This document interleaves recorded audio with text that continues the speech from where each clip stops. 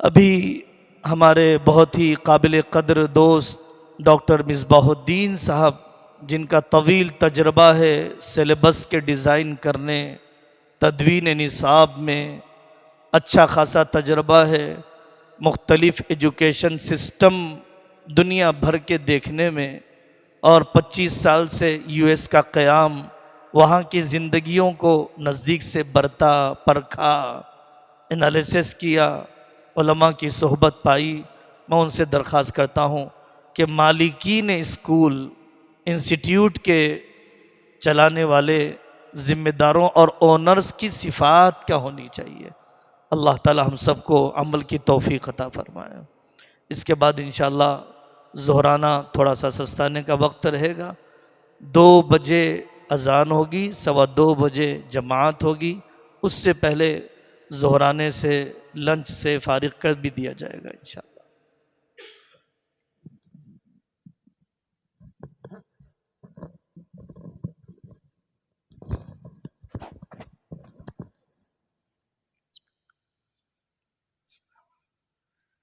औज़ुबिल्लाहि मिनश्शैतानिर्रजीम, बिस्मिल्लाहिर्रहमानिर्रहीम। अस्सलामु अलैकुम वरहमतुल्लाहि वबरकातुहू।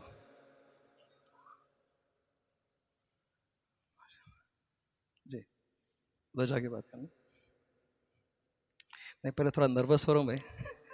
थोड़ा बीच में रहा तो नर्वसनेस चले जाती, फिर जाके बात करता आगे। दुनिया के किसी भी स्टेज पे चले जाओ, आसानी से बात हो सकती है, लेकिन जब उलेमा इकराम से दरख्वास्त आती है कि भाई आप बात करिए, तो जो दिल की जो हैबत रहती है, नहीं क्या बोलते रहेंगे, क्या नहीं बोल रहेंगे, सही हक अदा कर पाएंगे, नहीं कर पाएंगे। दिस स्टेज, ये यहाँ पर मुफ्ती साहब का stage is always very special and always very difficult also. तो एक्टिंग नहीं करो, सही भी हैबत हो रही मेरे को। जी, चलिए मैं अभी आई स्टैंड हियर। मेरे को बैठ के बात करना थोड़ा मुश्किल है, तो प्लीज़ आप लोग bear with me, I may be just moving around a little bit. तो टॉपिक पे आने से पहले आप लोगों से ये पूछना चाहूँगा कि आजकल लेटेस्ट सबसे बड़ा चैलेंज या मसला एज ए स्कूल ओनर क्या चल रहा है आपके पास?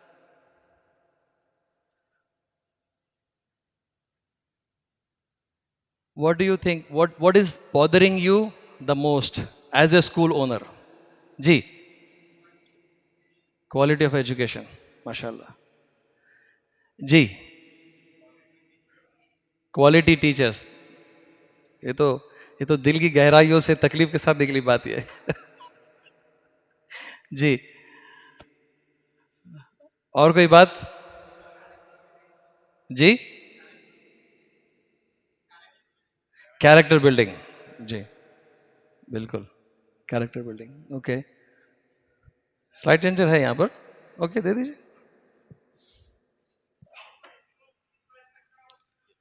इंफ्रास्ट्रक्चर ऑफ स्कूल, जी, दर्दमंद teacher,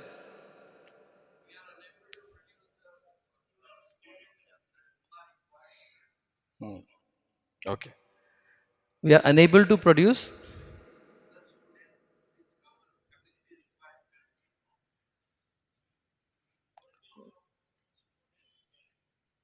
moulding of students character, माशाल्लाह।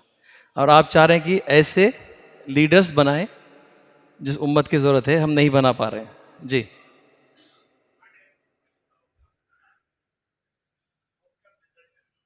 माशाल्लाह, बहुत पावरफुल स्टेटमेंट है। मैं आपको नज़र में रख लिया, मैं वापस आऊँगा आपके पास में।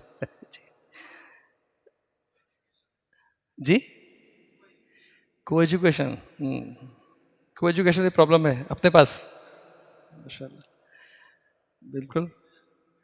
जिस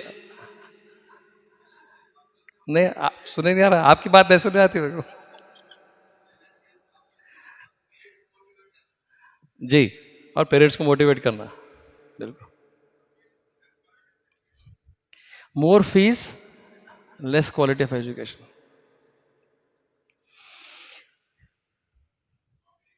कॉम्पिटिटर्स, माशाल्लाह, अपन कोशिश करेंगे कि इंशाअल्लाह ये सारे जिस क्वेश्चंस जो आए हैं, मैं दुआ भी करता हूँ, इरादा करता हूँ और वादा करता हूं इंशाअल्लाह ताला by the end of this session we will have answers to most of this और ऑल ऑफ दिस क्वेश्चंस। लेकिन आप लोगों को साथ देना पड़ेगा। मैं अकेले जाके आंसर्स ले लिया तो फिर फायदा क्या है? साथ में जाना पड़ेगा ना अपने को, है ना? तो ये जो सारे मसाइल जो हमने डिस्कस किए हैं, ये मसाइल के अगर हमको सॉल्यूशंस चाहिए तो किस तरह की क्वालिटीज हमारे अंदर या हमारे करेस्पॉन्डेंट्स या लीडरशिप टीम में होनी चाहिए? देखिए, प्रॉब्लम वर्सेस चैलेंज, क्या डिफरेंस है जिया सर? प्रॉब्लम और चैलेंज में क्या फर्क है?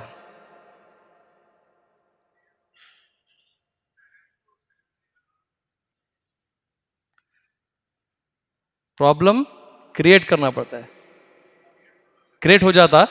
चैलेंज जी बोलिए जफर भाई, क्या डिफरेंस है प्रॉब्लम और चैलेंज के बीच में? है डिफरेंस है नहीं है? पहले ये बोलेंगे, ये मान लेंगे कोई डिफरेंस है? दो वर्ड्स है ना अलग अलग, प्रॉब्लम और चैलेंज, कुछ तो डिफरेंस होगा ना?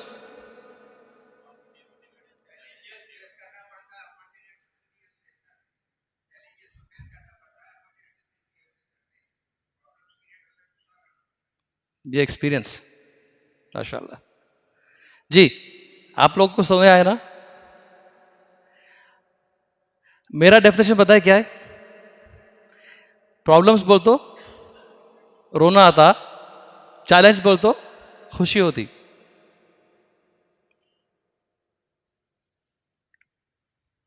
प्रॉब्लम्स देखते प्रॉब्लम बोल तो रोना आता, चैलेंज बोल तो खुशी होती। आप इमेजिन करो, आप एक वीडियो गेम खेल रहे हैं,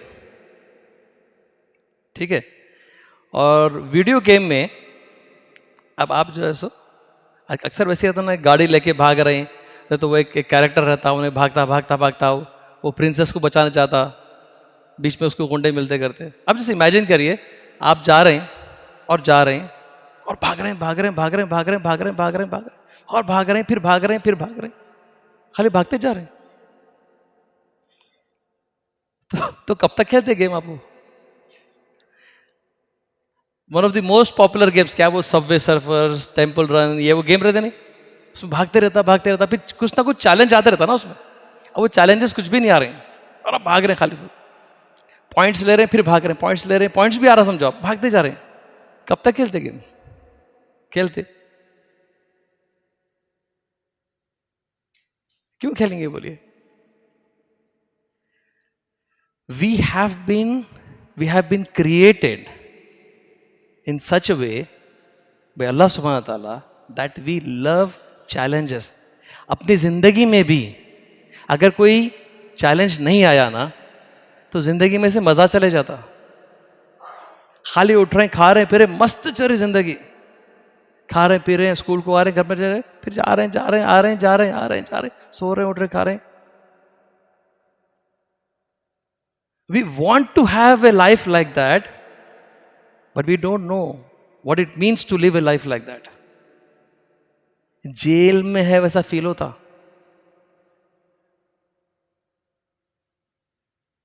चैलेंज जरूरी है लाइफ में, हरकत में रहने के लिए, खुश रहने के लिए, अपने आप की एबिलिटी को, अपने पूरे पोटेंशियल को यूटिलाइज करने के लिए चैलेंजेस जरूरी है भाई। और अल्लाह का इतना बड़ा एहसान है कि अल्लाह ताला हमारे पर चैलेंज पे चैलेंज भेजते रहते ताकि हम और बेहतर से बेहतर होते जाते, कैपेसिटी भी ग्रो होती, we become a better version of ourselves every time we face a challenge. लेकिन प्रॉब्लम क्या है? हम चैलेंज को चैलेंज नहीं, चैलेंज को प्रॉब्लम समझते। प्रॉब्लम बोलती क्या होता, अरे कई को भाई मेरे साथ ही होता, बार बार होता, कोई नहीं मिलता, हमेशा ये होता वो होता, बोलते क्या होता, विक्टिम माइंडसेट आया था। अब विक्टिम माइंडसेट आ गया तो वी स्टार्ट ब्लेम गेम, उसकी वजह से, इसकी वजह से, इसकी वजह से। और जब ये विशियस सर्कल में फंस जाते नहीं तो जिंदगी इस रोने में निकल जाती है। जो मतलब एक मानो में ऐसा है कि जन्नत में है और मजा नहीं आ रहा, रो रहे हैं, कहीं को है भाई, यहाँ कहीं को है मैं। आपको अल्लाह सुब्हानहू तआला is giving you opportunities to grow. तो ये जितने बातें जो आप रखे हैं सामने, these are all challenges not problems. और आपको ये सारे चैलेंजेस इसलिए आ रहे हैं क्योंकि आपके अंदर वो कैपेसिटी है। अगर नहीं होती तो जुल्म हो जाता, और अल्लाह जुल्म नहीं करते, नहीं करते ना।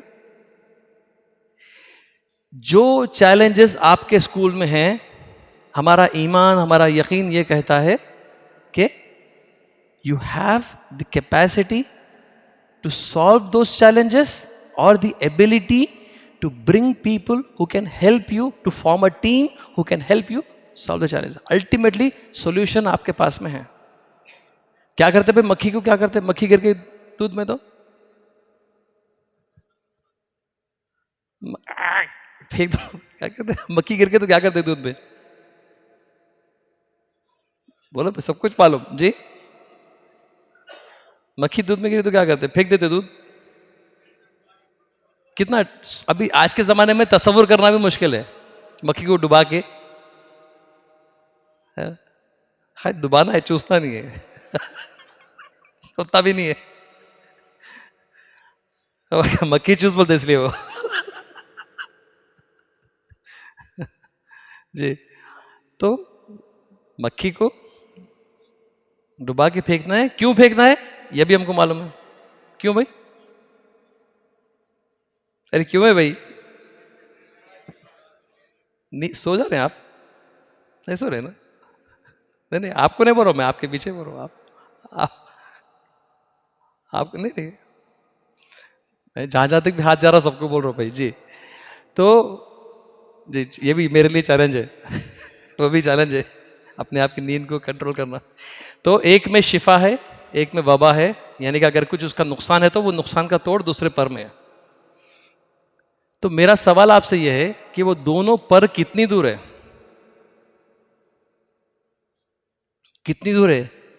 एक अमेरिका में तो एक जापान में ऐसा है क्या, एक कोने में एक कोने में ऐसा है क्या, कितनी दूर है।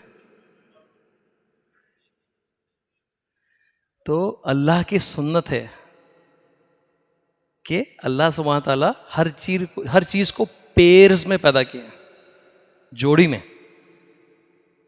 प्रॉब्लम भी, या उसको आप सही वर्ड यूज करेंगे तो चैलेंज भी जब आपके सामने आता है तो वो भी पेयर में आता है, उसका सॉल्यूशन भी आता है, और वो उतनी ही दूर होता है जितना दो मक्खी के पर।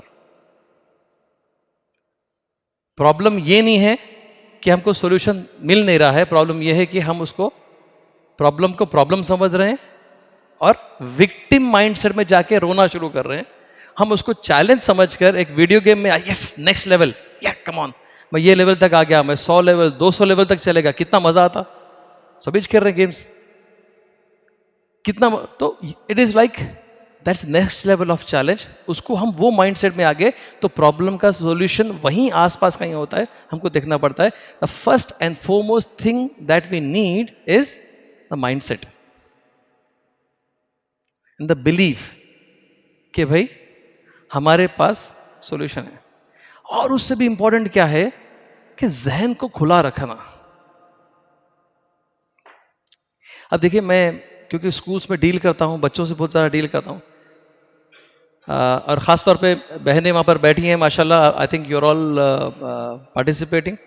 तो एक बच्ची ने मुझसे सवाल किया, how can we get out of this matrix, how can we get out of this matrix. अब आप सवाल समझिए और फिर वो सवाल का जवाब क्या होना चाहिए। एनीबडी फ्रॉम द लेडीज, आप चाहो तो आप लोग लिख के भेज सकते हैं, I know you will have a solution. कैसा भी रहता लेडीज के बाद में सॉल्यूशन, नहीं तो क्वेश्चन का मैट्रिक्स का मतलब क्या वो बोल दीजिए। आप यहाँ पर जो सो अगर कोई है आपके यहाँ पर, if anybody from your school, from your family, तो आप टेक्स्ट मैसेज भी भेज सकते हैं या आप चिट्ठी भी भिजा सकते हैं ऊपर से। You can share your answers. और मैं समझूंगा तो जब आप टेक्स्ट भेज दे तो यहां से भी आंसर मिल सकता है, नहीं जी, तो मतलब ये सवाल का मतलब क्या होगा सोचिए। How can we get out of this matrix? ये how can we get out of this matrix?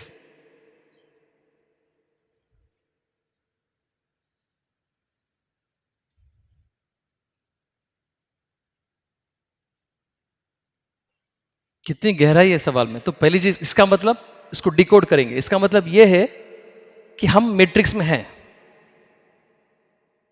और हम मैट्रिक्स से निकल। मैट्रिक्स क्या है ये?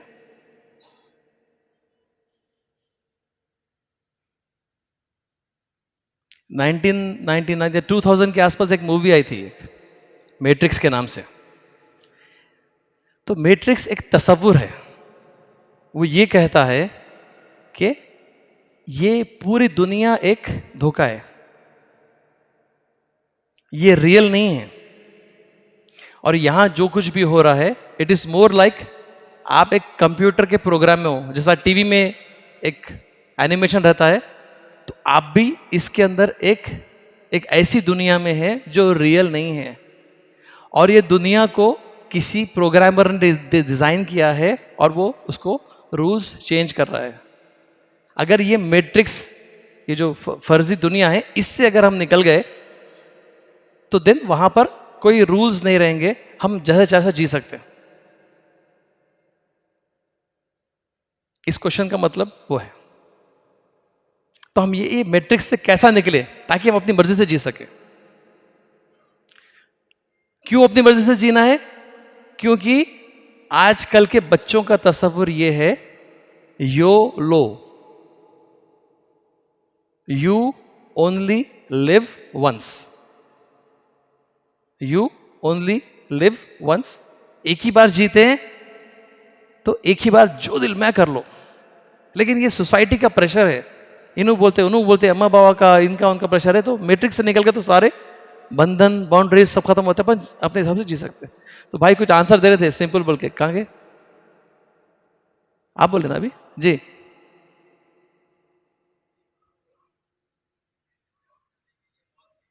हाँ,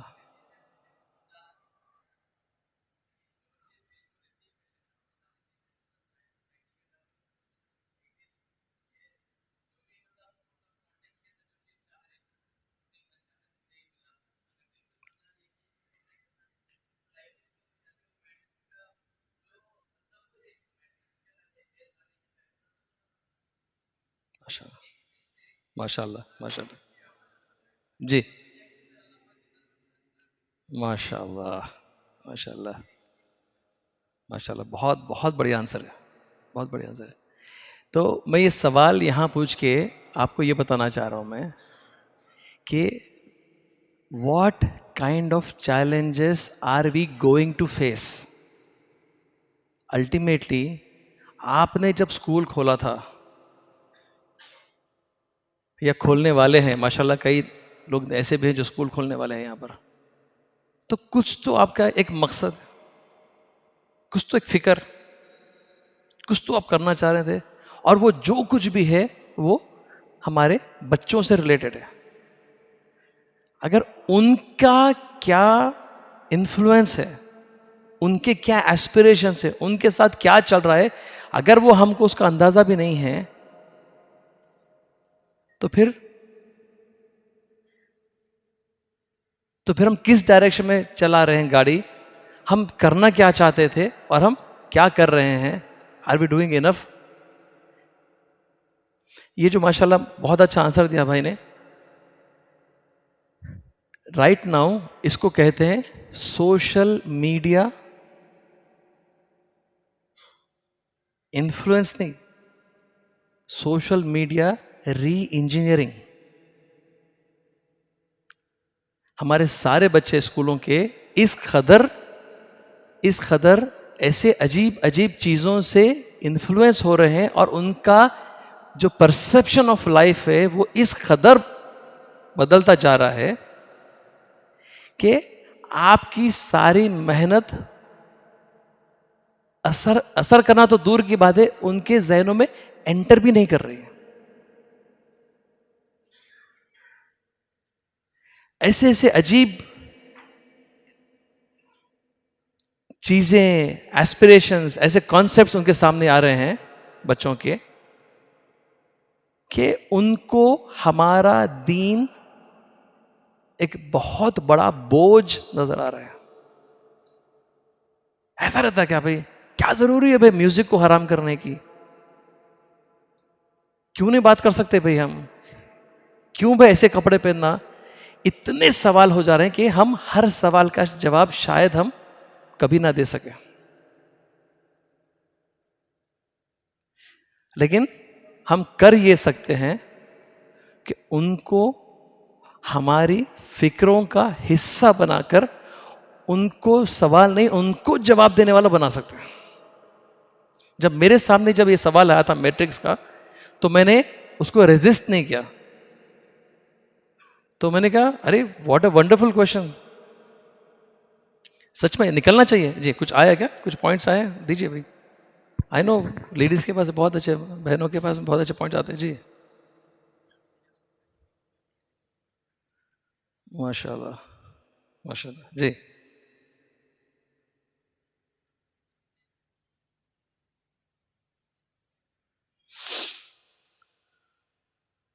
अगर पहली चीज तो सवाल समझ में आना मुश्किल था। अगर सवाल समझ में आ भी जाता तो इंस्टेंट रिएक्शन वुड बी बदतमीज, क्या तो भी करते, मैट्रिक्स वेट्रिक्स क्या है, गलत बात है, ये सब करके क्या फायदा, सीरियस पढ़ाई पे फोकस करो, दीन पे फोकस करो, देखो अल्लाह ताला मुसलमान बनाए, इससे अच्छी क्या बात है तुम्हारे रास्ते? बोलने से क्या होगा, उसका असर होगा क्या उसको? तो मैंने कैसा अप्रोच लिया, मैंने बोला कि भाई अरे वंडरफुल, चलो ठीक है, इमेजिन करो हम मैट्रिक्स से निकल गए, अब बोलो व्हाट नेक्स्ट? मतलब क्या? अरे भाई आप निकलना चाह रहे थे ना, चलो अपन निकल गए मैट्रिक्स से। अपन जस्ट इमेजिन करो right now we are out of the matrix, अब बोलो क्या करना है?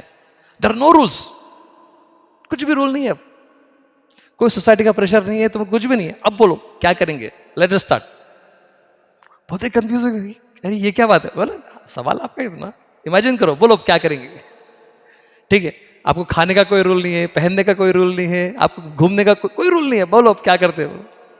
कुछ भी समझ में नहीं आ रहा। बोलो भाई बोलो। मैं बोला आप अकेले नहीं है, ऐसे कई लोग करे, रूल्स नहीं है बोल के अजीब अजीब किस्म के। आप सुने भी होंगे वो ओशो का आश्रम, वो फलां का आश्रम, वहां जा गए तो आप कुछ भी कर सकते, कोई रिश्ता नहीं है, नाते नहीं है, आप जैसा दुनिया में आए थे आप वैसी जियो, आप कपड़े पहन दो नहीं पहनो, आप क्या भी करो बोल के। अजीब अजीब, किसके साथ भी आप कैसा भी रह सकते, ऐसे अजीब अजीब ऐसे कुछ आश्रम बने हैं। और क्या हुआ उसके बाद में? मोस्ट ऑफ देम सुसाइड करके मर गए। तकरीबन लोग सुसाइड करके मर जाते हैं उसमें। क्यों? क्या करता इंसान और क्या कर सकता? गंदगी की हद पे चले जाता ना, उसके बाद में पागल हो जाता। और क्या करना, इसके भी आगे और क्या कर सकता? उसके अंदर कुछ बचता नहीं, इंसान मर जाता, जीने की सब खत्म होता उसमें।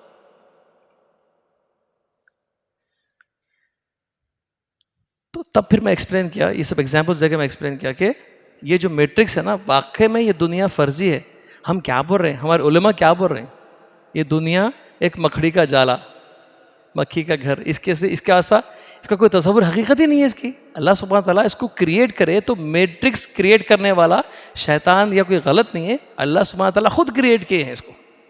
उसका नाम आप मैट्रिक्स देके एक नया क्या कॉन्सेप्ट बता ले रहे हैं। हम खुद उलेमा कराम हमको शुरू से यही सिखाया है कि ये एक फर्जी दुनिया है, यहां पर आना है, आपको टेस्ट देना है, उसके बाद जो जाकर जो विदाउट रूल जो जीना है वो जन्नत है।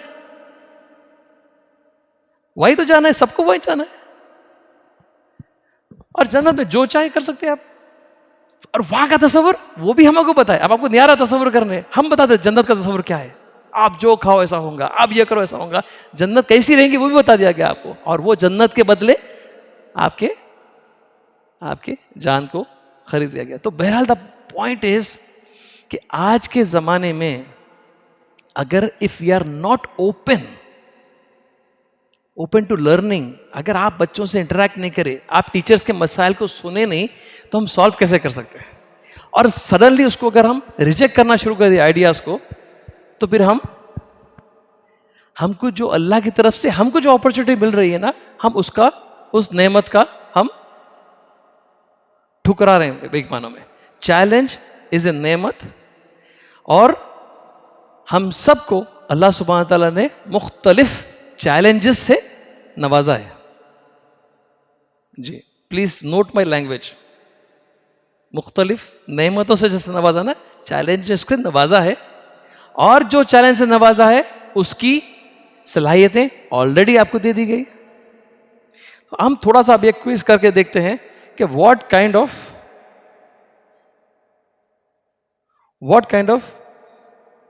Qualities do we already have. यानी तो हम एक सवाल ये करते हैं, which of these actions have you taken as a school administrator. क्या आप स्क्रीन दिख रहा है आपको? ऐसा कुछ हादसे कुछ हुए आपके साथ? Can you see the screen?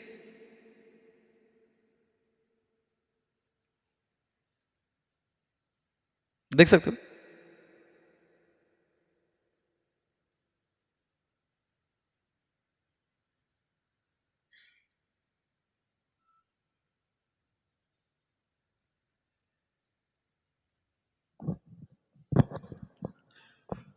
अगर आप कुछ पूछना चाहते हैं इसके बारे में तो पूछ सकते हैं, लेकिन मैं एक्सप्लेन नहीं करूंगा ये। आप पूछ जरूर सकते हैं। जी माशाल्लाह, ये चैलेंज आया है आपके सामने।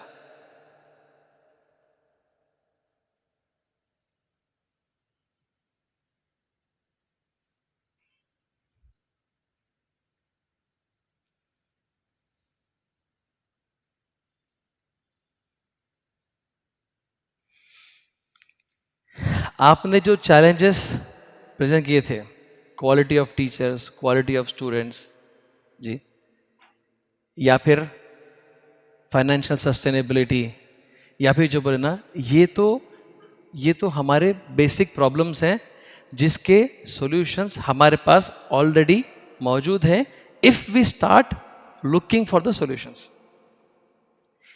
मैं लखनऊ का सफ़र था मेरा हमारे आबिद भाई के साथ में, तो हम लोग जो है हमारे एक दोस्त से मीटिंग में थे, तो वो बता रहे थे कि भाई फ़ीस लेना इतना मुश्किल है मिसबा भाई, मैं इतनी कोशिश कर रहा था भाई, हमें सिर्फ 1000 रुपये भी फीस नहीं आ रही महीने की, इतना मुश्किल हो रहा, ये हो रहा, ये हो रहा।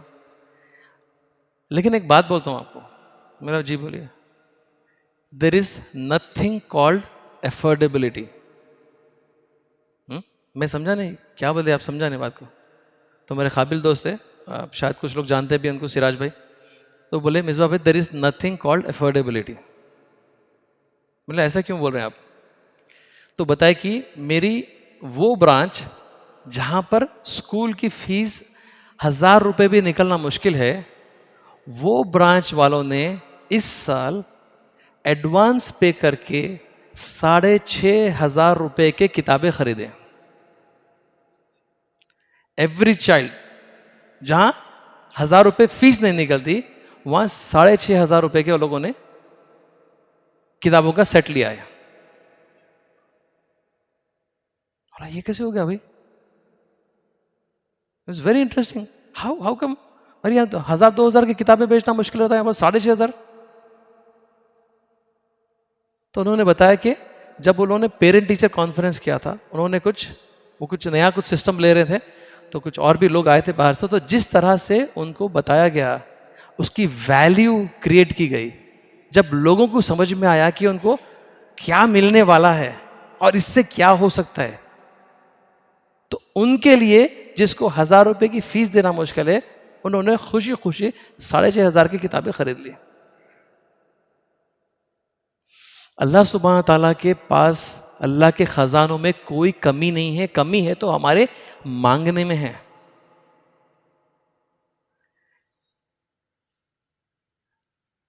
मेरे माशाल्लाह मेंटर उस्ताद लतीफ़ खान साहब हमेशा मेरे को बोलते हैं कि मिसबा, मुश्किल से मुश्किल काम है नहीं, मुफलिसी में होते हैं। अरे मैं बोला मुफलिसी में पैसे इसलिए दे रहे, तो अच्छा बोल दे रहे आप, ऐसा कैसा होते? मैं अपनी जिंदगी का मैं तुमको बता रहा हूँ, मेरा एक्सपीरियंस, कुछ भी नहीं रहता नहीं जब सबसे बड़े काम होते हैं। उस टाइम पे तो उनकी बात समझा नहीं, थोड़ा ईमानदारी से बोलो, दिल में औट लिया था भी, हाँ बोल लेते बड़े आदमी कुछ भी बोलते। लेकिन मैं अपनी लाइफ में फिर ये देखा कि जब मुफलिसी की हालत में रहते नहीं, जब कोई रास्ता नजर नहीं आता नहीं, जब एक ही रास्ता नजर आता, जब मांगता आदमी और जब मिलता भी उसको। क्यों बोले? तिजारत के 9 रास्ते, रिस्क के आने के 10 रास्ते हैं, जिसमें से 9 तिजारत के। क्यों भाई? एक मुलाजिम क्या करता? कुछ भी तकलीफ होते सबसे पहले उसको गुस्सा उसके बॉस के ऊपर आता। तनख्वाह नहीं बढ़ा रहे हैं, कब से मांग रहा हूं, बोल रहा हूं, कर करके मर जा रहा हूं, 1 रुपया नहीं बढ़ाते, खून निचोड़ ले रहे हैं, घस दे रहे हैं, ये कर रहे हैं, वो कर रहे हैं। प्रॉब्लम आते मैनेजमेंट के ऊपर शुरू, रोना रोना रोना। ताजिर किसके ऊपर रोना? बिजनेस नहीं हो रहा, नुकसान हो गया, किराया देने का है, ये चलाना है, वो करना है। किसको बोलना है? किसको ब्लेम करना? किसको ब्लेम करता हूं? अल्लाह से मांगता। जब समझ में आ जाता नहीं तो उन्हें मांगता। तो हमारे को यह समझ में आ गया कि पैसों की प्रॉब्लम है तो दुआ करके अल्लाह से मांगना। तो यह क्यों समझ में नहीं आ रहा कि मेरे पास क्वालिटी टीचर्स नहीं है तो मैं किससे मांगना? मेरे पास क्वालिटी एजुकेशन नहीं आ रही तो मैं किससे मांगना? मैं किसको तलाश करना? सॉल्यूशन 100% है। आपको अभी बता रहा आपको मैं कि फाइनेंशियल का जो बोल रहे ना साहब, फीस जो है, आसिफ भाई आप जी बहुत अच्छा क्वेश्चन निकाले आप हम जनरल बोलते, हर कोई बोलता अरे भाई डिश एंटीना में पे करते, नेटफ्लिक्स को इतने पैसे पे करते, फोनों में डालते पैसे, फीसों को नहीं डालते। बोलते अहमियत समझ में नहीं आ रही भाई, अहमियत समझ में नहीं आ रही। अगर अहमियत समझ में आ गई तो इंसान। और नेक्स्ट चीज क्या है? अपनी जिम्मेदारी है कि जितने पेरेंट्स हमारे से कनेक्टेड है उन पेरेंट्स की भी तरबियत करने की जिम्मेदारी हमारी है। उनको मांगना सिखाना अल्लाह से, उनको बजटिंग सिखाना है, उनको स्किल्स का करना, वो भी हमारी फिक्रों का एक हिस्सा होना चाहिए।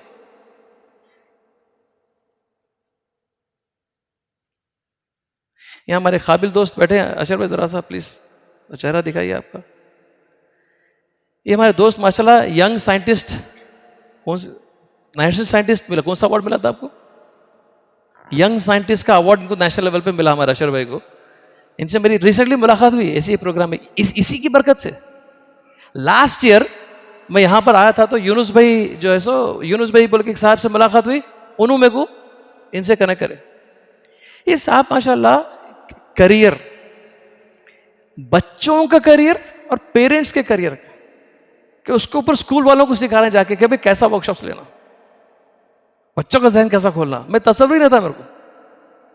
और खाली एक ही चीज बोले, भाई मैं आपको इसलिए मैं मिलना चाह रहा था ताकि मैं अपने मुसलमान स्कूलों को जो है सो ना उनके अंदर जो है ना ये चीज ला सकूं, उनकी जहन को खोल सकूं। सही बोला भाई? मैं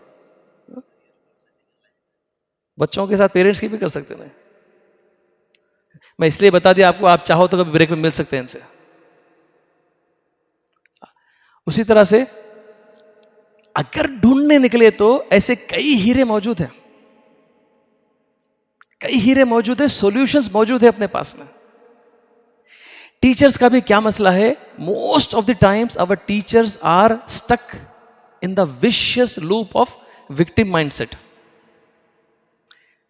सैलरी नहीं बढ़ा रहे, पूरा इल्जाम मैनेजमेंट के ऊपर। You get what you paid for, आप इतने पैसे दे रहे तो इतने में इतना ही मिलता। नहीं करते ऐसा टीचर? हाँ ऐसा करते हैं कि नहीं बोल रहा आपको मैं।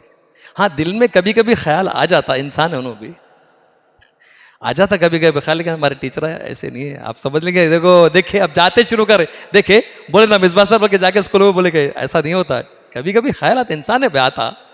मोस्ट ऑफ द टीचर्स माशाल्लाह माशाल्लाह, जितनों से मैं बात किया, जितनों से काम किया मैं, जितनी ज्यादा फिक्रमंद टीचर रहती नहीं उतना कम उन्हें पैसों के बारे में सोचती। कई बार ऐसे हालात आए स्कूलों में, सैलरी देने पैसे नहीं है तो जो सबसे फिक्रमंद टीचर है नहीं, उन्होंने क्या बोलते, सर आप टेंशन मत लीजिए, आधी सैलरी या कुछ मिनिमम पे कर लेंगे, संभाल लेंगे, 1 महीना कुछ भी करेंगे, लेकिन बच्चों को सब कॉम्प्रोमाइज नहीं करेंगे। तो अगर आप समझ रहे हैं कि अच्छे पैसे दिए तो अच्छी टीचर आती, अच्छी टीचर पैसों से नहीं आती। क्वालिटी ऑफ टीचर्स पैसों से इंप्रूव नहीं होती। होती क्या भाई? Quality of education, quality of teachers पैसों से नहीं होती, अपने फिक्रों से होती। कितना हम इन्वॉल्व हो रहे हैं, कितना हम इन्वॉल्व कर रहे हैं, कितना सुनने का हमारा मादा है, फीडबैक लेने का मादा है। इंशाअल्लाह एक मॉडल आपके सामने रखूंगा मैं, लेकिन उससे पहले मैं आपसे रिक्वेस्ट करूंगा कि आप लोग इसमें से 1 2 3 4 5 ये पांचों में से सबसे इंपॉर्टेंट आपके वास्ते कौन सी क्वालिटी है?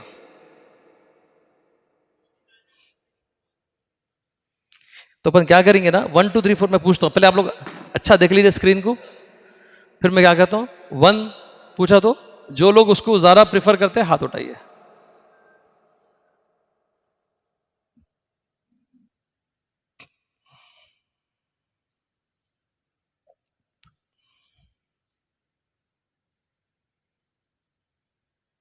रेडी? हाँ, यस, 2 हाथ भी उठा सकते हैं आप, और एक हाथ है तो वो भी उठा सकते हैं।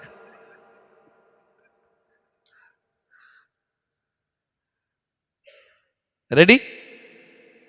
तो कितने लोग बोल रहे हैं भाई लेडीज का कैसा करेंगे? भाई वहां से आंसर होना मेरे को आ रहे, मैसेज आ रहे हैं।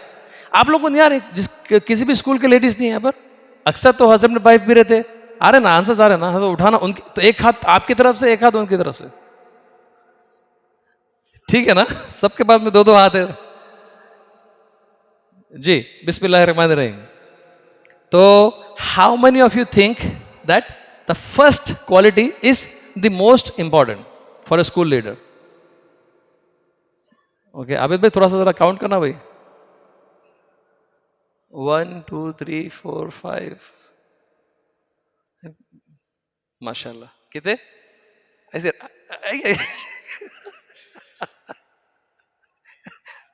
भाई? Okay, how many of you think the second one is probably the most important? माशाल्लाह जी, थोड़ा कम आया सेकंड को, बट थर्ड एथिकल जजमेंट।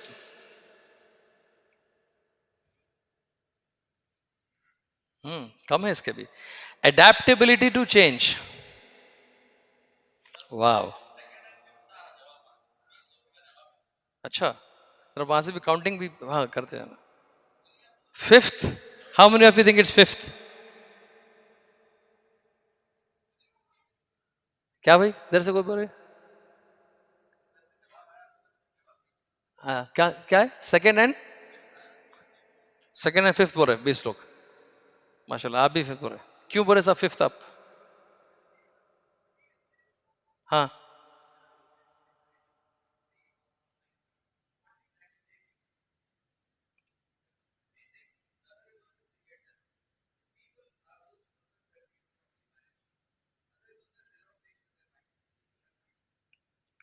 ये पार्क कर लीजिए एक स्लाइड में, मैं आपके साथ, आप अगर भूल गया तो मेरे को याद दिलाना, आप मेरे को बात करने वाले थे, याद दिलाना है, remind me, this is a very important point that you have said.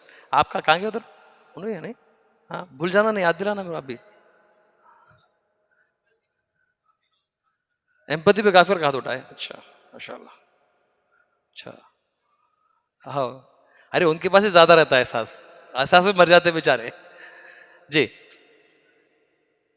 देखिए ये चीज़ें है नहीं, आई थिंक ये एक्सप्लेन करने की जरूरत नहीं है, मैं पर्पसली आपके सामने ये रख रहा हूं मैं। वाई? बिकॉज आप लोग जिस मुकाम पे ऑलरेडी है, जहां पर अल्लाह सुब्हान अल्लाह आपको बिठाया है ना, ये सब ऑलरेडी दे दिया आपको, ये सब है आपके अंदर, मेरे को एक्सप्लेन करने की जरूरत ही नहीं है।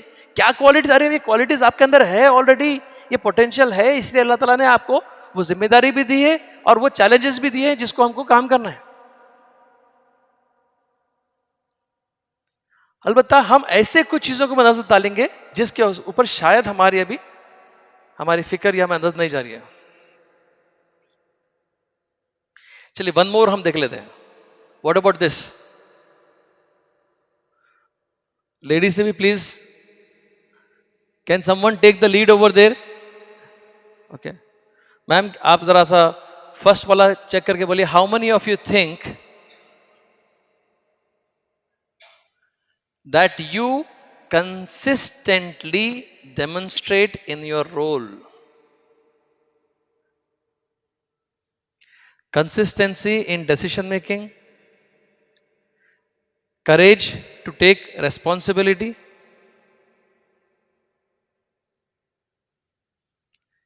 willingness to listen before acting, before doing things, commitment to long term impact,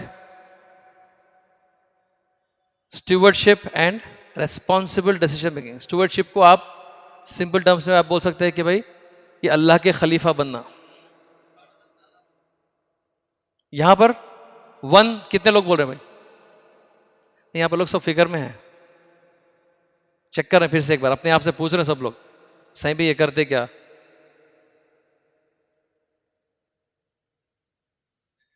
second, courage to take responsibility, माशाल्लाह, some of you over here. Sure. Willingness to listen. Third one के 20 लोग यहां पर। पूरे आंसर सब वैसे आ रहे, देखे एक बार लेडी से बात करना शुरू किया तो पूरा उन्हीं बात करते, उन्हीं काम करते हैं पूरा। यहां पर भी लोग भी आंसर खड़े हो गए, देखो थोड़ा नजर देखो थोड़ा। अशर भाई आप लीजिए थोड़ा सा आंसर काउंट कर लीजिए भाई। Commitment to long term impact. अच्छा, जो कोई भी आंसर नहीं दे रहा उन्होंने का क्या मतलब? अच्छा जी,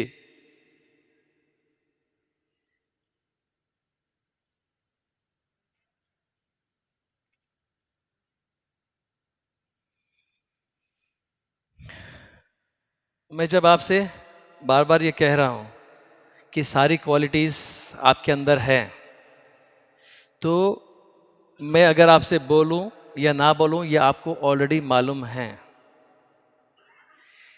कभी कभी ये मालूम रहना भी बहुत बड़ा धोखा हो जाता है।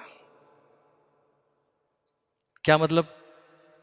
Because we know that we know, मेरे को मालूम है कि मेरे को सब मालूम है, मेरे को मालूम है प्रॉब्लम है, अब मेरे को मालूम है उसको सॉल्व करना है, मेरे को मालूम है कि सॉल्व करने आता, मेरे को मालूम है ये प्रॉब्लम सॉल्व करा था, इसीलिए मैं स्कूल स्टार्ट करा था, यही मैं करा था, ये सही बात है। और कभी कभी क्या होता, यही हमारा सबसे बड़े रोड़ा रुकावट बन जाता। कई बार तो ऐसा होता कि हम जब स्कूल स्टार्ट करते नहीं तो शुरू के टाइम पे बहुत मेहनत करते। क्या सबूर साहब कैसी मेहनत करते नहीं अपन?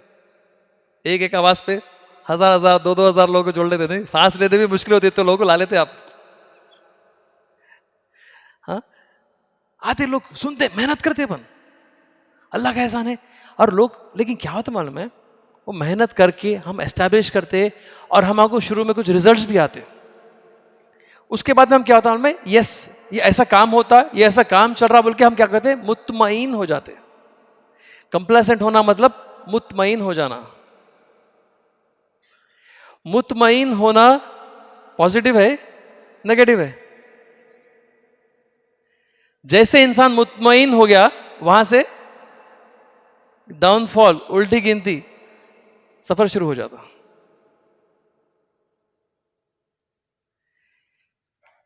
तो क्या फिर नहीं मालूम होना?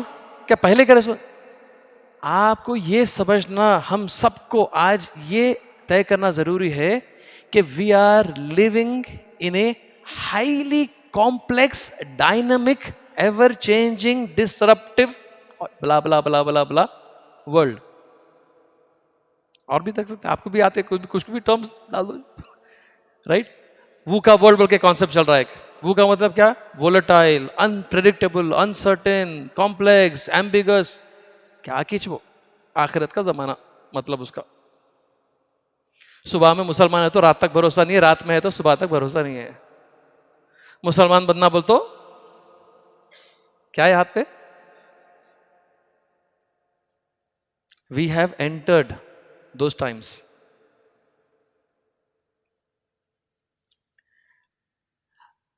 हजरत अबू बकर सिद्दीक रज़ी अल्लाह तआला अन्हु और हजरत उमर रज़ी अल्लाह तआला अन्हु का जो कन्वर्सेशन था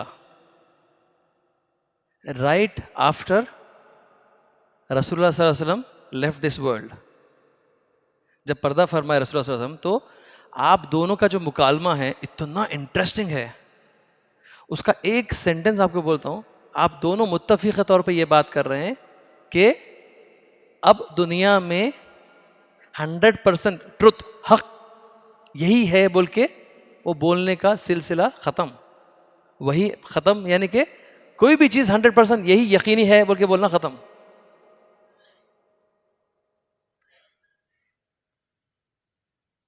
उस टाइम पे मुफ्ती साहब सही बोला मैं, ऐसी ऐसी बात हुई थी ना।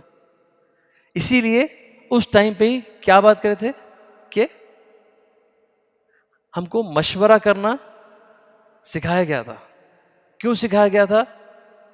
क्योंकि हम यकीनी किसी चीज को नहीं बोल सकते कि ये हक है। मैं उस जमाने की बात कर रहा हूं जब माशाल्लाह कितने नेक, कैसे जय्यद, कैसे सहाबी उस टाइम पे थे। इस जमाने में कौन सी चीज को आप हक बोल सकते हैं? ये अल्टीमेट ट्रुथ बोल के किसको बोल सकते हैं आप?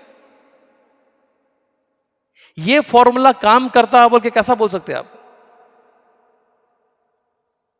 कोई चीज भी सर्टेन नहीं है। अक्सर बातिल अच्छाई के रास्ते से दाखिल होता है। मैं अगर कुछ ज्यादा बोल जाता तो उलमा किराम है, प्लीज मेरी तंबीह कर दीजिए। मैं माइंड नहीं करूंगा। आप नहीं ये गलत है बात, इसको सही फेस कर दो बोल दीजिए, कोई बात नहीं। अगर बात समझ में आएगी वो इंपॉर्टेंट है। अच्छा दिखता है, सामने से बहुत अच्छा दिखता है, सही रास्ता दिखता है, परफेक्ट, ये सबसे अच्छा रास्ता है, कितना अच्छा दिन का काम हो रहा है। अक्सर बातिल वहीं से एंटर करता।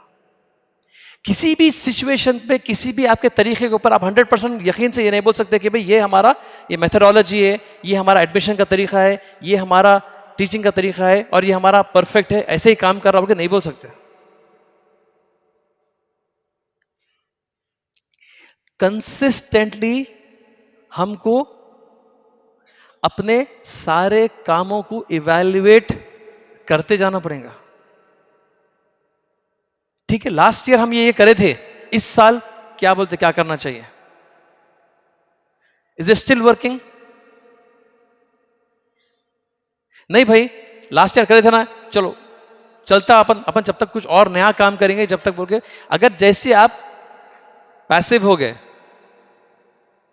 आप दूसरी जिम्मेदारियों में जाना शुरू हो गए, आपको थोड़े से हो सकता है कि भाई सोसाइटी के काम, घर के काम या दूसरी जिम्मेदारियां कभी कभी बढ़ जाते। चलो भाई स्कूल तो ठीक चल रहा ना, भाई ये काम तो हो जा रहे ना, ठीक है, अब नया इंफ्रास्ट्रक्चर जब बनाना है, जब देखेंगे अपन, आपकी फिक्र अब और एक बिल्डिंग में लग गई, आपकी फिक्र अभी और क्लासेस बढ़ाने में लग गई, आपकी फिक्र अभी एक्सपेंशन में लग गई, तो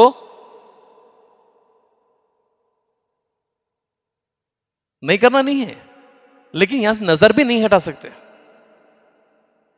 आप 100% कॉन्फिडेंट लोग नहीं बैठ सकते कि हाँ भाई सब ठीक चल रहा, अब आगे देखेंगे।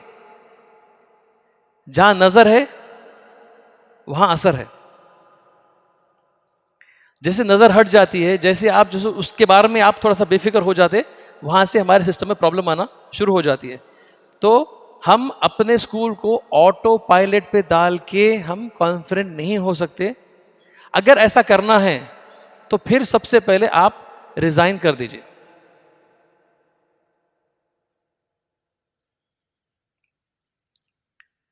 आप ही अगर उसके रूहे रवा हैं, उसके सीईओ है, उसके करेस्पॉन्डेंट है, और आप ही वहां पर अवेलेबल नहीं है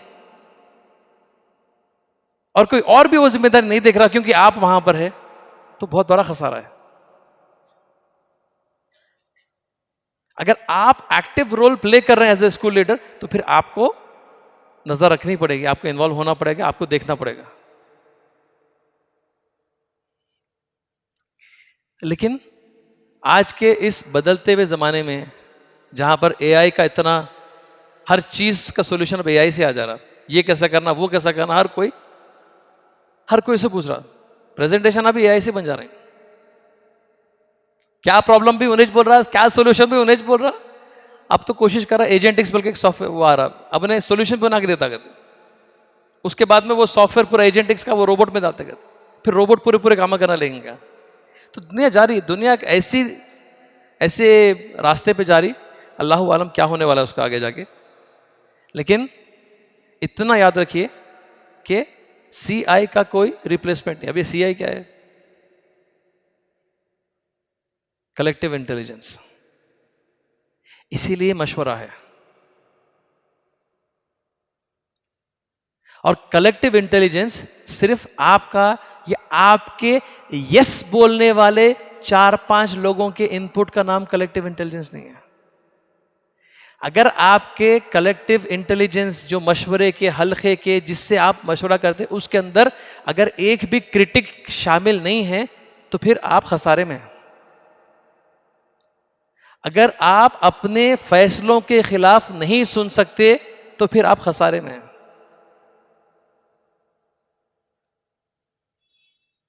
अगर आपके पास में इतना करेज नहीं है कि कोई आपको चैलेंज कर सके, आपने इतना मौका नहीं दिया अपनी टीम को कि वो आपसे सवाल कर सके, ठीक है सर अब करेंगे ये, लेकिन ऐसा क्यों करना है? क्या सहाबा इकराम सवाल नहीं करते थे?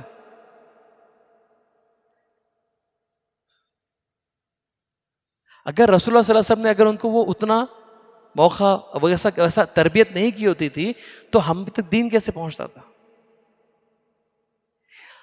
भाई रसूलुल्लाह सल्लल्लाहु अलैहि वसल्लम जो करे वो तो हक है ना हमारे वास्ते, अल्टीमेट ट्रूथ है। फिर भी सवाल करते थे, या रसूलुल्लाह हमने आज नई चीज देखी, आप ऐसा कर रहे थे आप, या रसूलुल्लाह आपने बोला हमको ऐसा करने के लिए लेकिन हमारे तो फील्ड का नुकसान हो गया। अरे हाँ भाई तो फील्ड के काम आप फील्ड पे कर लीजिए भाई, उसके बारे में नहीं, फसल के बारे में बोले ना, नहीं नहीं नहीं बोल दिया खत्म, दैट्स इट, पत्थर की लकीर, हम आगे उसके कुछ करेंगे नहीं, सोचेंगे नहीं, बोलेंगे नहीं। ब्लाइंड अंधभक्ति नहीं है हमारे पास में,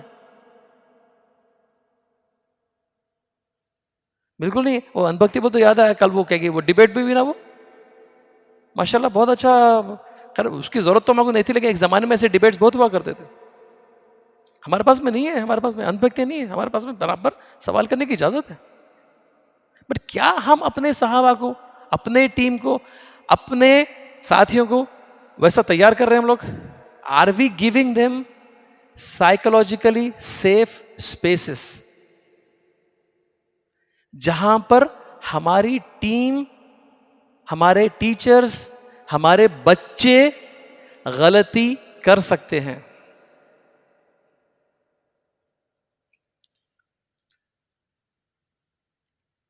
गलती कौन करता है भाई जी? गलती कौन करता है भाई? इंसान नहीं करता गलती। क्या बोले प्रिंसिपल आप? कोशिश करने वाला इंसान गलती करता है, वरना इंसान तो खाली सो जाता है, कोशिश भी नहीं करता। तो गलती करना गलत नहीं है, गलती को गलत समझना गलत है। गलती वही करता है जो कोशिश करता है, ट्राई करता, बेहतर करने की कोशिश कर रहा है, इसको इंप्रूव करने की कोशिश कर रहा है। उसको आप पकड़ के जो अरे डांट दे रहे, कर दे रहे, ये क्यों कर रहे, वो कर रहे, करो भाई, सीधे सीधा कर दो भाई। आप ना टीचर्स को गुंजाइश दे रहे, ना टीचर्स बच्चों को गुंजाइश दे रहे, तो मतलब we are killing the curiosity.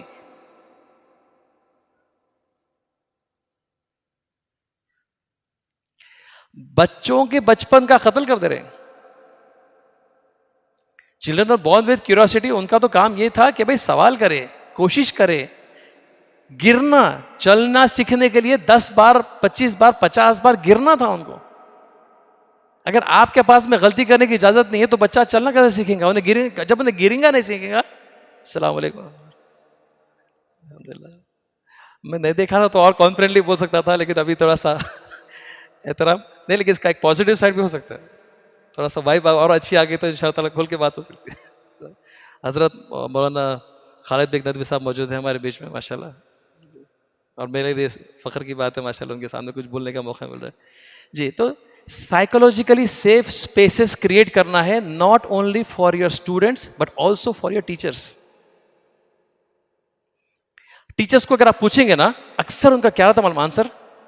नहीं सर सिलेबस कंप्लीट करना है, नहीं सर ये करना है, सर प्रिंसिपल इजाजत नहीं देते उसकी, ऐसे बाद में प्रॉब्लम हो जाती, पेरेंट्स ऐसा बोलते सर।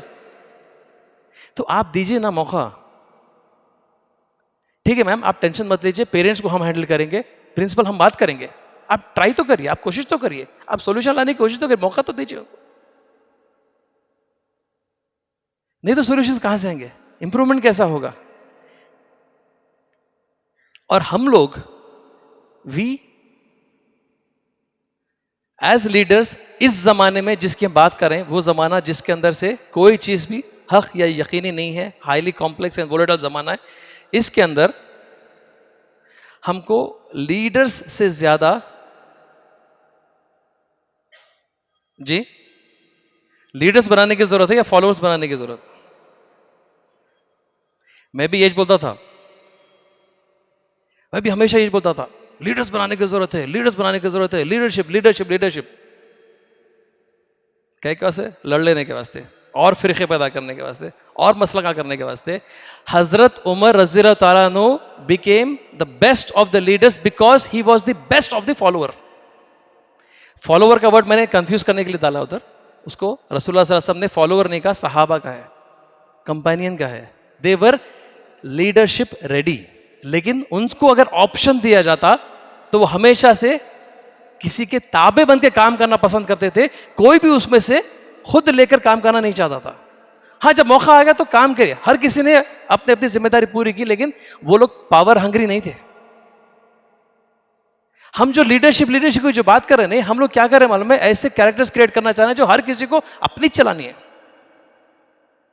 अरे सब अपने अपनी दुकान खोल के सब अपना अपना चलाएंगे तो कैसा बड़ा काम होगा? उम्मत मुत्तहिद कैसा होंगे? एक बड़ा काम कैसा हो सकता?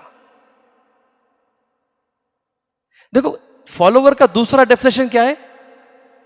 Killing the free will. जो स्कूल सिस्टम डिजाइन हुआ था ना, ये कैसा डिजाइन हुआ था कि कुछ भी बोलना नहीं, सुनना, जो हम बोल रहे हैं सुनना, इंस्ट्रक्शंस फॉलो करना। हमको वैसा नहीं करना है, लेकिन हमको सहाबा जैसे फिक्र करने वाले, जुड़ के काम करने वाले, मकसद को समझने वाले काबिल लोगों को तैयार करना है। ये करने के लिए the kind of qualities that we need to master, जब से जो हमारी बात हो रही है कि सबसे पहली चीज देखिए, जो क्वालिटीज हमारे पास है वो तो हमने ऑलरेडी डिस्कस की है, और मैंने आपको रिवाइज भी करा दिया कि भाई इसके ऊपर बात करने की हमको जरूरत है नहीं, बिकॉज अल्लाह सुब्हानहू व तआला ने आपको उस मुकाम पे रखा है because you already have certain qualities. और फिर हम लोगों को यहां पर इसलिए जोड़ा है ताकि वी कैन टुगेदर इंट्रोस्पेक्ट, हम साथ में मिलकर फिक्र करें कि भाई और आगे अब क्या करना चाहिए। तो सबसे इंपॉर्टेंट यह है कि आप लोगों को अपनी नजर खुली रखनी है, आपको देखना है कि क्या मुआशरे में चल रहा है। ये मेरा स्कूल है, मैं इस स्कूल को ऐसा शुरू किया था, मेरे स्कूल को मैं ऐसे चला रहा हूं और ऐसे ही चल रहा था, अल्हम्दुलिल्लाह अच्छे रिजल्ट्स आ रहे हैं, and I am going to continue like this. ये ऐसा नहीं हो सकता।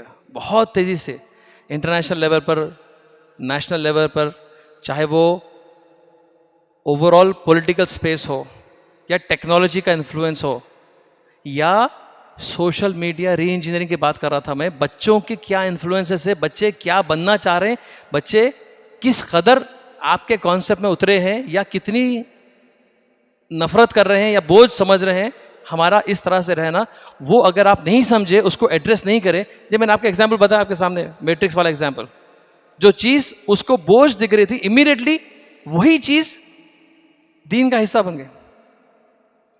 अगर आपने अपनी नजर खुली नहीं रखी, if you are not open to answering this questions, तो देन हम लोग खयानत कर रहे हैं, स्कूल खोल कर खयानत कर रहे हैं हम लोग।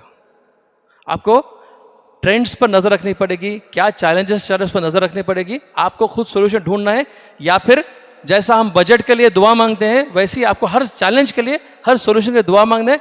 अल्लाह सुब्हानहू व तआला आपको लोगों को जोड़ देगा, ऐसे प्लेटफॉर्म्स में कई लोग मिलेंगे आपको, आप निकलिए, मिलिए, आप सफ़र करिए, आप ट्रैवल करिए, जहाँ पर जो काम हो रहा है जाकर उनसे मिलकर बात करिए कि भाई आपके पास में क्या चैलेंजेस है, कैसे आपने सॉल्व किया, आपको निकलना पड़ेगा।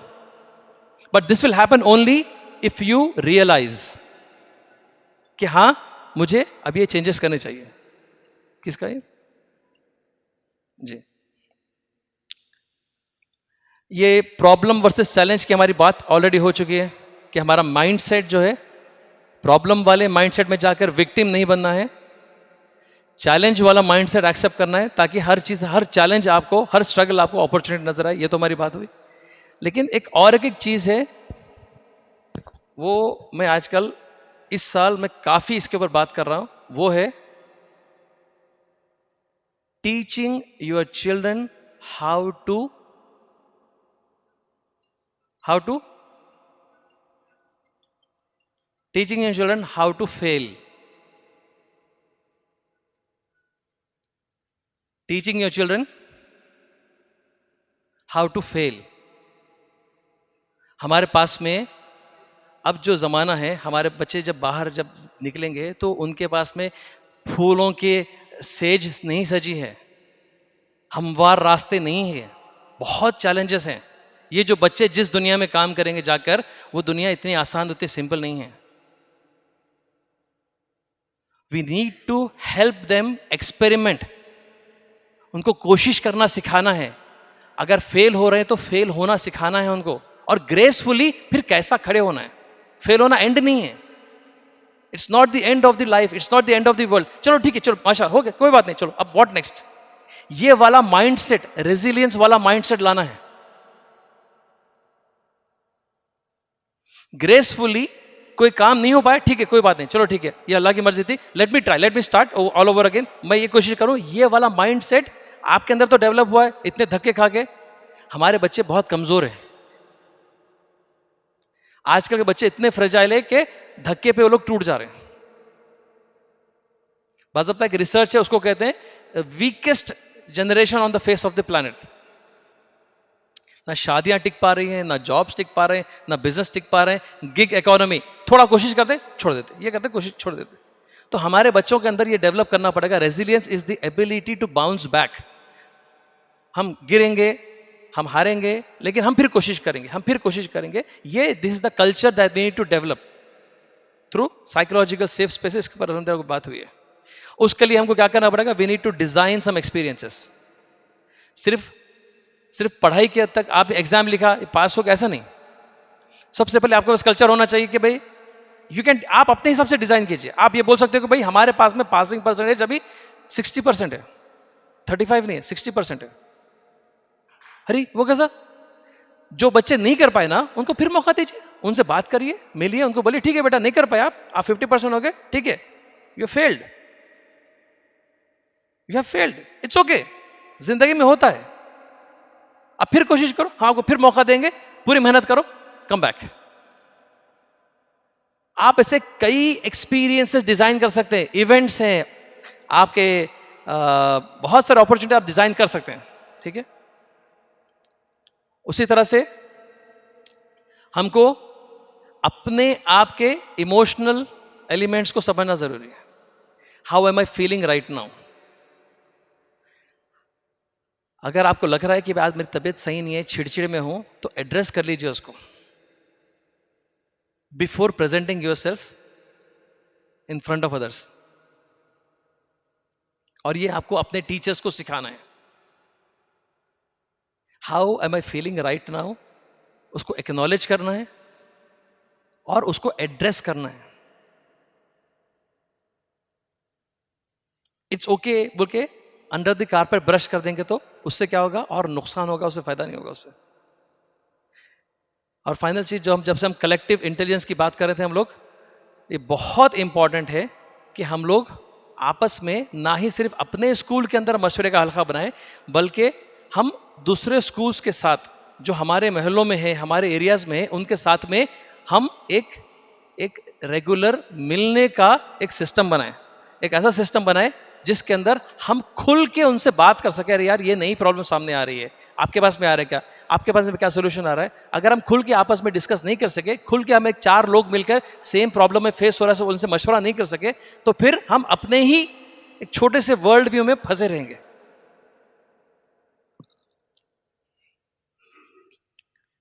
कोई भी गलत नहीं है ऐसा नहीं हो सकता. मैं गलती ही नहीं करूंगा ऐसा नहीं हो सकता. वी नीड टू एक्सेप्ट कि मुझसे गलती हो सकती है, और वो एक्सेप्ट करने से इज्जत नहीं जाती. इंसान छोटा नहीं होता, नहीं होता, नहीं होता. लोग उसकी और ज्यादा रिस्पेक्ट करते हैं जब वो खुल के बोलता है. आप वेस्टर्न वर्ल्ड में अगर आप देखेंगे तो लोग खुल के बोलते हैं भाई हमसे ये गलती हुई है, ये हमारे प्रोडक्ट के अंदर प्रॉब्लम है, हम अभी इसका सोल्यूशन पेश कर रहे हैं आपके सामने, आप सारा प्रोडक्ट हमको वापस भेज दीजिए, या हम इसकी तरफ से हम ये गलती की वजह से हम ये करने के लिए राजी है, आप ये कर दीजिए. लोग भरोसा करते हैं. मैं गलत हूं बोलने से भरोसा बढ़ता है, कम नहीं होता. आपको पब्लिक अनाउंसमेंट नहीं करना है, आप कम से कम आप ठीक है भाई, ये मेरे पास ये सिस्टम ब्रोकन है, ये चीज़ काम नहीं कर रही है, तो चलो भाई हम एक 4 लोग मिलकर बैठते हैं, कैसे काम करेंगे, आपके पास क्या हो रहा है, आप इमीडिएट हल्के में करिए, नहीं तो फिर आप बाहर निकलिए। बट एक्सेप्ट ही नहीं करेंगे तो फिर हम ना सीखेंगे ना ग्रो कर पाएंगे।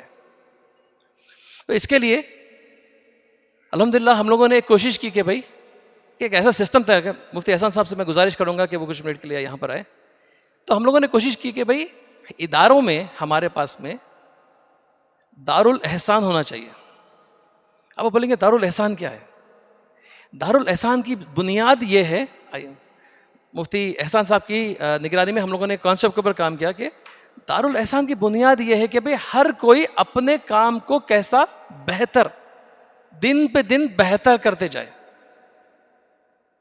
तो बेहतर करने के लिए पहले काम क्या करना है उसको लिखना पड़ता, और काम कहाँ लिखना पड़े तो उसके लिए प्रोसीजर बनना शुरू होते। जब प्रोसीजर आना शुरू हो तो सिस्टम बनना शुरू होता। तो लेकिन सिर्फ लिखने से या सोचने से नहीं, कुछ अमली तौर पे भी करना पड़ता। तो इसके लिए मैं गुजारिश करूंगा कि आप थोड़ा सा इसके बारे में बताइए।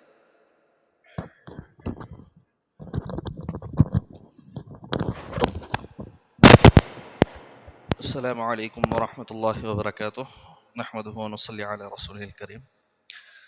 अम्मा बाद। माशाअल्लाह अभी काफ़ी देर से आपके सामने बहुत सारे मसाइल भी आ रहे थे और उसके हल की बातें हो रही थी। तो एक जगह एक चीज़ आई, फ्रॉम AI टू CI। तो CI जो है कलेक्टिव इंटेलिजेंस की बात जब कर रहे हैं तो उसका एक अमली नमूना हम इसको कह सकते हैं।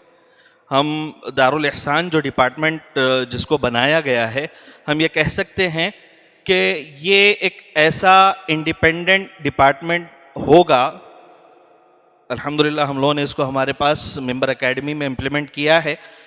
इसको हमने इस अंदाज में डेवलप किया है कि ये हमारे इस कंपनी का कल्ब होगा, या एक ऐसा मरकज़ होगा कि जहाँ पर कंपनी के अंदर जितने भी मसाइल हैं उसको बाकायदा हमारी एक मजलिस शूरा होगी। उस मजलिस शूरा में फिर एक अमीर होगा।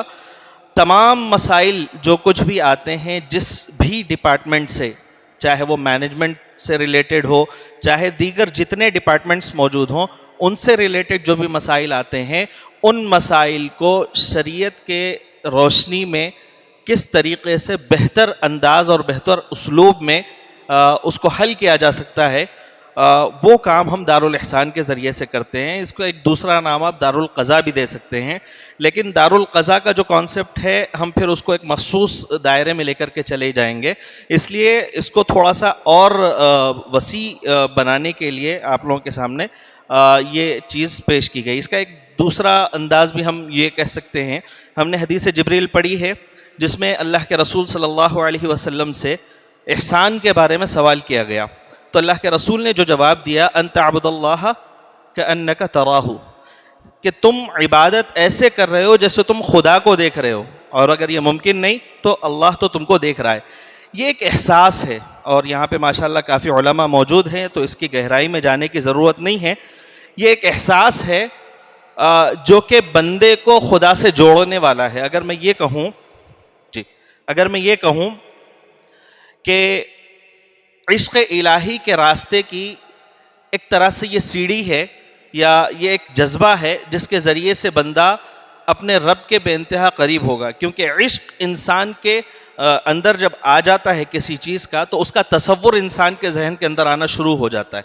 और जब अल्लाह तबारक व तआला से हमारा वो ताल्लुक़, क़ल्बी ताल्लुक़ होगा, तो हर वक्त अल्लाह ताला का इस्तेहज़ार हमारे दिलो दिमाग के अंदर होगा। तो चाहा यही जा रहा है, और ये भी बताया गया कि एहसान ईमान का सबसे आला मर्तबा है, और इंसान से जो तकाज़े किए गए हैं वो यही हैं कि इंसान अपनी ज़िंदगी के हर मामले के अंदर एहसान को बरते, सिफ़त एहसान उसके अंदर आ जाए। तो हम भी अपने ऑर्गेनाइजेशंस या अपने इदारों के अंदर ये चाहते हैं कि हमारा हर काम बेहतर से बेहतर हो, तमाम मसाइल बेहतर तरीक़े से हल हों। तो वो तमाम मसाइल बेहतर तरीक़े से हल कैसे होंगे, उसके लिए एक निज़ाम तरतीब दिया गया है। इसको एक मुख्तसर से इस अंदाज में समझ लीजिए। टू कल्टिवेट एहसान in work and leadership by aligning our thoughts, words and actions with the pleasure of Allah. हमारे जो अल्फाज हैं, हमारी सोच हैं और हमारे जो अमाल हैं वो इस चीज़ के साथ अलाइन हो जाएं, यानी सिफत एहसान के साथ अलाइन हो जाएं। बहरहाल मेरे पास वक्त बहुत कम है, इसलिए मैं इसके बारे में ज़्यादा डिटेल में आपके सामने ज़िक्र नहीं कर सकता। बस इतनी बात कह दूंगा कि एक ऐसा निज़ाम कायम किया गया है, इसके बारे में इंशाअल्लाह किसी और मौके पर बितफसील आपके सामने सारी चीज़ें आएंगी। कहना सिर्फ ये है, बल्कि एक मिसाल है, एक मिसाल जी हज़रत अस्सलाम वालेकुम जी, एक मिसाल मैं आपको बता दूं कि इसको जब इस निज़ाम को कायम करने की बात की गई, इसी पे मैं अपनी बात ख़त्म कर लूँगा। इस निज़ाम को कायम करने की जब बात की गई, जब गुफ्तगू हो रही थी, मशवरा हो रहा था, तो वो एक वाक़या याद आ गया जिसमें एक पुराना वाक़या है जिसमें ये बात हुई थी कि मनसब क़ज़ात पर फ़लाँ शख्स बैठ जाए, लेकिन उन्होंने जो है नकारा था इस बात को और कहा था कि भाई अगर हम मनसब क़ज़ात पर हों तो अमीरुल मोमिनीन भी अगर होंगे तो वो भी हमारे मातहत होंगे, हम उनके भी मतलब वो भी हमारे पास जवाबदेही, उनकी भी हमारे पास जवाबदेही होगी। तो इसी मंज़र को जहन में रखते हुए हमारे माशाल्लाह मिसबा सर CEO हैं हमारी कंपनी के, तो वो भी जो है इसी मामले को सामने रखते हुए बोले कि अगर मुझसे भी कोई गलती हो या मैं अगर किसी मामले को पूरा नहीं कर पा रहा हूँ तो फिर आपको इख्तियार है कि आप मुझे मेरे अपने मनसब से बरतरफ कर दें। और अफसोस या फिर मैं क्या कहूँ, ये हो चुका क्योंकि कुछ मामलात के अंदर सर यहाँ पे अवेलेबल नहीं रह रहे थे, तो दारुल एहसान को सर ने इतना पावर दिया है, अगर हम अपने इदारों के अंदर कुछ इस तरीके का निज़ाम कायम करें तो उसके बेहतर नताइज हमारे सामने आ सकते हैं। तो कुछ मामलात को लेकर के डिसीजन वगैरह लेने करने और कुछ मामलात में डिपेंडेंसी हो रही थी, तो सर के सामने जब ये मसाइल को रखा गया तो फिर सर ने उसका एक बेहतरीन जो है फैसले का खैर मकदम किया। जज़ाकल्लाह खैर। अभी मौका नहीं है इसलिए तफसीली बात नहीं हो सकती। शाह साहब यहाँ पर मौजूद है तो इसके लिए हम लोग पॉइंट कर देंगे। खाली जो लास्ट की जो बात थी, अल्हम्दुलिल्लाह जी, वाकई में जब दारुल एहसान के जब कैपेसिटी इतनी थी कि उन्होंने फीडबैक दिया कि भाई आपसे ये गलती हो रही है कि आप वक्त नहीं दे पा रहे हैं आपकी ट्रैवलिंग की वजह से, तो मैंने कहा कि भाई दारुल एहसान के अगर ये मानना है, रिकमेंडेशन है कि भाई अगर CEO अपना जिम्मेदारी पूरी नहीं निभा पा रहा है तो फिर CEO को हट जाने की ज़रूरत है। तो फिर मैंने इमीडिएटली उसी दिन मैंने रिज़ाइन कर दिया और फिर अल्हम्दुलिल्लाह 1 हफ्ता 10 दिन के बाद में मुफ्ती अबू बकर साहब से मशवरा, फिर उन्होंने किसी रिकमेंड किया तो फिर हमने किसी और को एज ए MD वहाँ पर करके पूरी पावर्स के साथ दे दिया। और अब मैं बहुत हल्का महसूस कर रहा हूँ कि मुझे पर एक्टिव रिस्पॉन्सिबिलिटी नहीं है, और ज़्यादा सफ़र कर सकता हूँ मैं, लेकिन काम डिस्टर्ब ना हो बस। तो एक अगर हमने किसी हमारे आलिम को ये जिम्मेदारी दी है कि वो हमारे इदारे के अंदर देखे और वो अगर गलतियाँ हो तो उसको पॉइंट करे, और वो जब रिकमेंड करते हैं फिर हम उसको सुनेंगे नहीं तो क्या फ़ायदा। तो उन्होंने रिकमेंड किया कि भाई आप खुद जिम्मेदार हैं ये गलतियों के, तो फिर हमने रिज़ाइन कर दिया। उसी तरह से जो भी फैसले होते हैं अगर उलमा किराम की तरफ से आते हैं तो उसको आपको कबूल करना चाहिए। हर इदारे को ज़रूरत है कि वो अपने पास में ऐसा सिस्टम बनाए कि वो उलमा से मशवरा करे और उनके मशवरों को इस हद तक पूरा करे कि वो आपको भी अगर हटना पड़े तो आपको हटना ज़रूरी है। बस ये एक एग्जाम्पल रखना चाहिए। जज़ाकल्लाहु खैर। अस्सलाम वालेकुम। فأووا إلى الكهف ينشر لكم ربكم من رحمته ويهيئ لكم من أمركم مرفقا